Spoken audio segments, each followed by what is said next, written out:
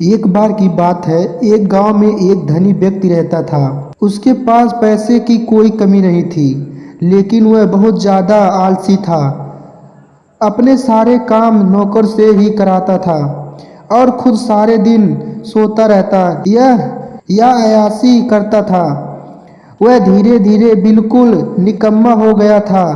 उसे ऐसा लगता जैसे मैं सबका स्वामी हूँ, क्योंकि मेरे पास बहुत धन है, मैं तो कुछ भी खरीद सकता हूँ। यही सोचकर वह दिन रात सोता रहता था।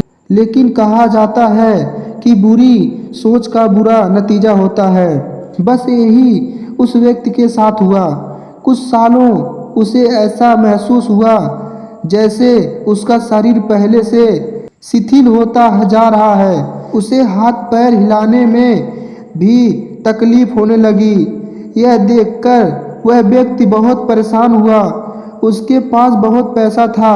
उसने शहर से बड़े बड़े डॉक्टर को बुलवाया और खूब पैसा खर्च किया, लेकिन उसका शरीर ठीक नहीं हो पाया।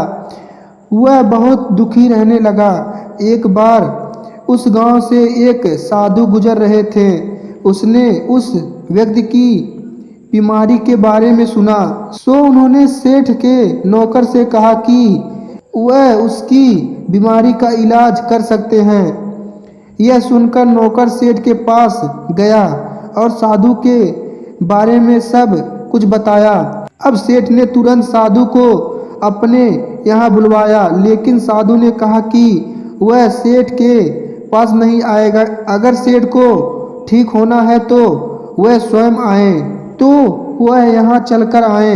सेठ बहुत परेशान हो गया, क्योंकि वे असहाय था और चल फिर नहीं पाता था। लेकिन जब साधु ने आने को तैयार नहीं हुए तो हिम्मत करके बड़ी मुश्किल से साधु से मिलने पहुँचे, पर साधु वहाँ थे नहीं। सेठ दुखी मन से वापिस आ गया। अब तो रोजाना का यही नियम हो गया। साधु रोज उसे बुलवाते, लेकिन जब सेठ आता तो कोई मिलता ही नहीं था। ऐसे करते करते 3 महीने गुजर गए। अब सेठ को लगने लगा जैसे वह ठीक होता जा रहा है। उसके हाथ पैर धीरे धीरे काम करने लगे हैं। अब सेठ की समझ में सारी बात आ गई कि साधु रोज उससे क्यों नहीं मिलते थे। लगातार 3 महीने चलने से उसका शरीर काफ़ी ठीक हो गया। तब साधु ने सेठ को बताया कि बेटा, जीवन में कितना भी धन कमा लो, लेकिन स्वास्थ्य और शरीर से बड़ा कोई धन नहीं होता।